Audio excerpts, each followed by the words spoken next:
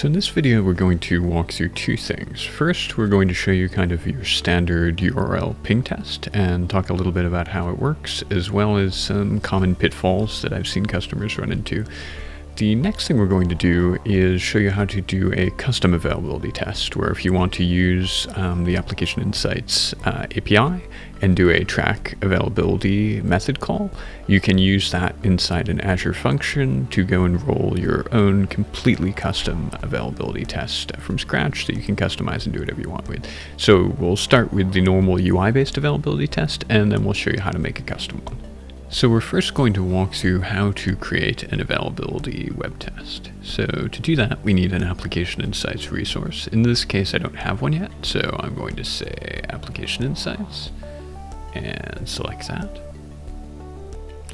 I'm then going to select Add. In this case, I'm using a free trial right now.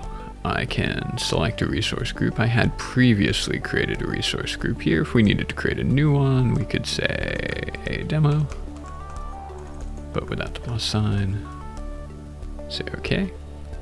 We'll give it a name. My first web test. And we give it a location. So you can pick from any of these locations here. I'll select East US 2 just to change it up a little bit. And there's a, that's fine. And we'll click Review plus Create. It will go and validate our resource. We've passed the validation, and then we can click Create. And we can now go to our newly created resource. So you can see right now we don't have anything here. Nothing's been collected. It's loading, but nothing's going to come up because this is a brand new resource. We're going to go straight to availability. And availability tests in Application Insights are really what in other products you might call a synthetic transaction. It's a way to do a simulated test from locations all over the globe, and to be able to know, hey, how is my website performing? Is it up? Is it down? Or am I seeing all aspects of my site responding the way I want it to be, and things like that. So it's a great way to be able to go and test the availability of your site from all over the world in one easy place. So we'll go and click Add a Test. Need to go and give it some basic information here. So we'll give our test a name. I'll say opsconfig and just name it for my site for the moment. We have the option of a URL ping test or a multi-step web test. The URL ping test is a little bit of a misnomer. It's not actually using the ping protocol. It's actually doing much more complex analysis on the response time of your site and to know that your site's up. They're just using ping kind of because it's a term that everyone knows. Multi-step web tests are you can feed in files that you've recorded in Visual Studio, where you want to go and say, well, go to this page, then go to this other page, and have kind of a multiple step kind of recipe or scripted experience that you want to go and check a bunch of subpages where you don't necessarily want to have a ton of individual tests for specific pages. You can have a series of pages that gets tested in tandem. We're just going to do the standard URL ping test. I'll enter in my URL. For parse dependent requests, what this is going to do is it's checking the test by itself will just go and say like, hey, am I getting a 200 responsive success? And if you are, yay. If you're getting another value, it will go and can give you an error. When you're saying parse dependent requests, you're saying not just am I getting a 200 success from the site, but also are all the little subcalls that happen when I hit that page coming back successfully. So if I were to hit F12 while looking at your homepage that you're testing, am I seeing any error messages? If I'm seeing an error message and I select this checkbox, then this will fail. And where that can, I often find this gets confusing for customers, is your website can be 100% up, and for the most part can be completely operational, and it could be some little bit of JavaScript or something else that's failing that is not mission critical to your customer's experience of your site. So this is a very valuable test to have for if you know that your website code is pristine and you should never have any errors whatsoever. then you may want to check this box. But when you're first setting up availability tests, you may want to start with this unchecked and then get a sense for what's the performance of your site, and then maybe turn this on, or turn this on but have it only alert in the console but not go and ping someone with an email. Things like that can be a good way to think about this setting, because otherwise, if you right out of the gate go, yes, I want to parse dependent requests, you may find that your site's a little bit noisier and a little bit buggier than you expected. And oftentimes for something, you want something that's immediately actionable. So I look at availability tests as I need to know my site is down. I need to respond very quickly. If it's some tracking code that I have for something is not working quite right, I want to know about that and want to know that there's this wonky thing happening, and I will fix it, but it's not the same priority as the site being down. You can enable retries for availability test failures. This is another one you can kind of decide whether or not it makes sense for you. It's usually fine to go and leave this checked. You can change how often do you want to check, between 5 and 15 minutes. Change the number of test locations. We do not recommend going under 5. You can start running into issues where if you lower the number of tests below 5, you could have some intermittent network issue that is through no fault or control of your own, that would cause this test to look like your site's down, and it's not really. I'm going to add one more, since pretty much it looks like all these are US based. Let's go and add one for UK West as well. And then for this, I'm fine with the test timeout being 120 seconds. And because if it's taking longer than 120 seconds for my site to say that it's okay, then I've got a bigger problem. And I want the status code to equal 200. You can also do a content match. So if you wanted to go and within that HTTP response check for a certain piece of content, you could do that, because you could certainly have a site that is resilient enough not to come back with a 404, but you are expecting a particular piece of content. I'm going to leave that blank for now, and you can select alerts enabled. We're going to talk a little bit more about the alerts enabled in a second, but we'll click create first. So we've successfully created our test. It's then going to, within about the next 5 minutes to 10 minutes, we'll first have those agents get spun up at those different locations and then do the first test of our site's availability. So we won't initially, even though we've created the test, we don't initially see any results, and we wouldn't expect that at a 5-minute interval. We wouldn't expect that for at least another 5 minutes before these should go green. One of the first things you need to do after you create this, even though you went and said, hey, I want to enable alerts, you haven't quite fully enabled alerts. So alerts are enabled, you would think, hey, I'm going to get alerts on this, but there's nothing, you haven't programmed any logic that says like, hey, here's my email address where you can go and send that alert to, and things of that nature. So we need to go and say edit alert. And so the condition is created, so it has a default condition saying if more than 3 locations are failing, go and send me alert, because that most likely means that things are down. But there's no action, so it doesn't really know what to do with this once it creates. So first we'd want to create an action group. And so I'm going to say email action group. Short name can just be email, and free trial. We can choose to go and put this in our existing resource group, or we can use the default. I'm going to put it in our existing, and we can give this a name. So we'll give this the name of email. We can select our, and I'll take out that dash just to be safe. And then we have all these options here. So we could kick off an automation runbook anytime there's a failure, Azure Functions. If you want to tie in to some ITSM provider like a ServiceNow to be able to create a work item, you could have logic app automation. You can call different webhooks. But for me right now, I just want to go and have it generate an email. And we'll check email. And we can say admin@opsconfig.com. Can leave everything else the same. We'll click OK. And then we'll click OK here. And it then auto selects there. If it hadn't, we could go and say select action group. Alert details. Currently, we don't have an ability to change the rule name once it's there, but we can go and put whatever we want here. So we can say add some custom text here. So if you want to give specific guidance to whoever was receiving the email on, hey, this is what you should check and test, and then we want to go and click save. So once we've done that, our alert is actually created. Before we've done that, we've kind of got alerts half set up. So it's an important first step to remember that you want to go and edit those alert properties once you've gone and created the availability test. And we can see now that we've had our first round of tests run through. You can see that there's different response times based on location, kind of as expected because my website is hosted in the US, that we're seeing the slowest response time from the UK, but not too terrible. You can also change between a line and a scatter plot if you want. So if you want to be able to see those individual tests that were successful. You can also look at the end-to-end transaction view to see those tests in a little bit more detailed form.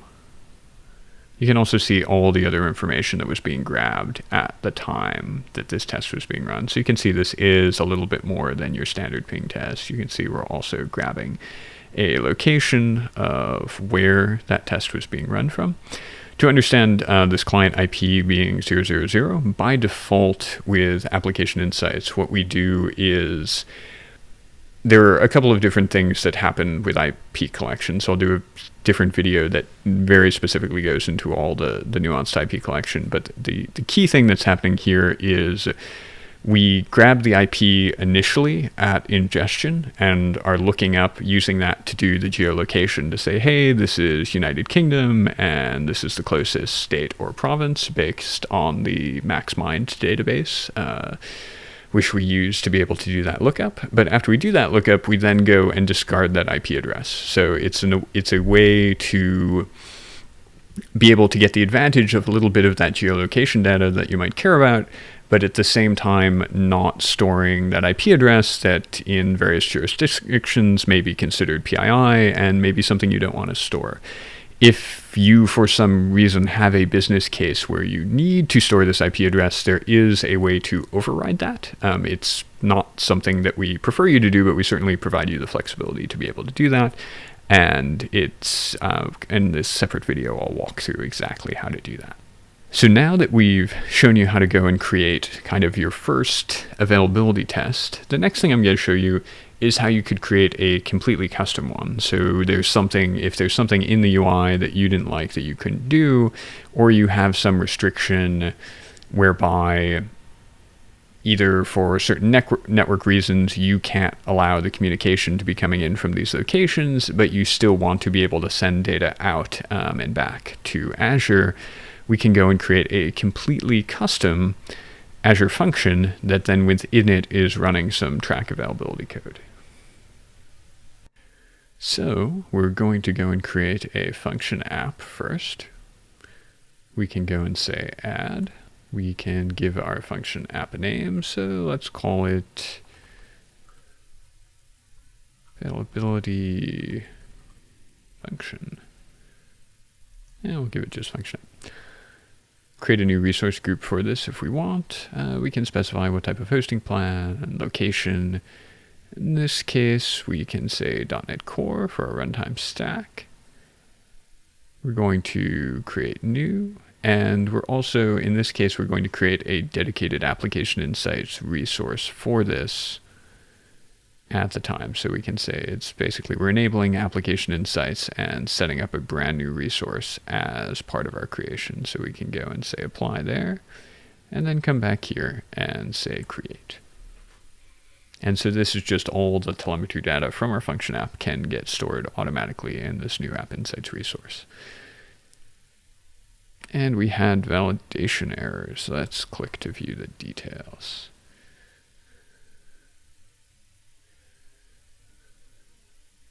This error was not helpful. No. Let us go back and see. So app name was validated. Subscription is free trial. It's entirely possible it doesn't like my free trial subscription, which I'm fine with. Let's go and change this to an app service plan just to see if that's what. Consider premium plan, not for what I'm testing right now. .NET Core remains. We will create new, and let's try creating again. Yay, deployment in progress. And our deployment is now complete. So we will go to resource. So we're now in our new function app. We're going to go and say new function. We're going to select in portal and then continue down here. And we'll select more templates and we'll say finish and view templates. We want to select a timer trigger template. We can leave the default name of timer trigger 1. So this is a cron expression, so second, minute, hour. So basically how often do we want it and days of the week that we want it to run on a specific schedule. And let's set this to, I'll set it to run every minute, just to make life a little bit easier for testing initially. Long term, I would not leave it running every minute. And so you can see we then get this run.cxx. We have a timer trigger. And so now what we want to do is delete everything that we have here. And we're going to go and copy in some custom code. And so this is our custom track availability code. We're going to need to make a couple of little modifications to it. So we can go and make this match what we wanted for our timer trigger. Can change this to my site.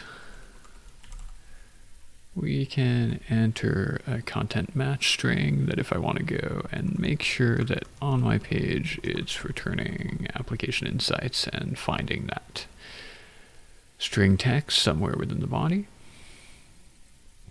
You can see here that it's going and has app insights instrumentation key. Your first instinct is to copy your instrumentation key in that. Try to make very clear you do not want to replace the instrumentation key. We're going to go and get this from, I'll show you where we get it from right now. So we'll click save. And if we go back up to this level in your function app and look at the configuration, and you look and see here that we already have an environment variable / application setting that has an instrumentation key. So right under there is our instrumentation key. And so we're just going to grab that setting. So that's why you don't need to go and enter it for that script. And so we'll go back to our function app. We'll go back to our timer trigger. We have our run.csx code. You can see we need to enter an endpoint address here.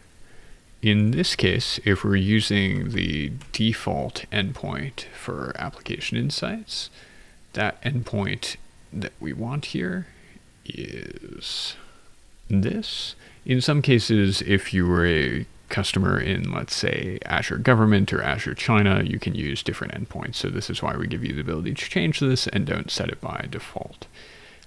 To get all of this code and this information, we have a brand new doc that one of my colleagues put together in conjunction with our engineering and PM teams. And so this is where you can go and get that sample code. So just this address right here, or if you're in the Azure Monitor TOC, just look for availability plus Azure Functions on docs.microsoft. And you will find this and find all of the code that you need. So we've got that. We're going to say save. And then what we're going to do is we've got everything set there. We need to make another small little adjustment. If we go and click over here and say view files, we need to create a new file, and we're going to call it function.prog, function.proj. And in that file, we're going to copy in a little bit of custom XML and do save. And now we should be all set to run our custom availability test. So we'll give it a run. We can see all sorts of errors here, which means I lied and we are not all set. There we go. Looks like it's running, just taking its time going and doing kind of a first run initialization. And we will go and take a look in. So this created its own associated application insights resource. So if we go back up to availability function app and we click application insights, what we should start seeing showing up is availability test data in this view. It won't be there immediately. The other thing that's going to be different with our custom created test is you're not going to see test details other than an overall summary down here. You will see the individual tests as they happen, so you'll get like the little green dots or X's if we have a failure, but you don't get the test name, you don't get the ability to edit the alert information down here that you would have to handle separately. But this does give you a little bit of added functionality to be able to see what's going on. The other thing that you'll see here is, because we've turned on application insights, we're actually constantly getting data from this function app and seeing just how the function app is running, because App Insights integrates excellent with Azure Functions out of box. So just basically by checking that checkbox, we can go and be pulling back data on our instance of that Azure function. This may be overkill, so you may decide you want to split out and change it so you're not pulling in all this for this specific function. But if the function's doing a bunch of critical things for your business, it can be useful to instrument it. We can go back out to here. And so you can also see any of those other anything else that the function app is actually collecting. We can see if those failures. So we did see that the timer trigger had a compilation error. It's had 12 so far. Dig into that.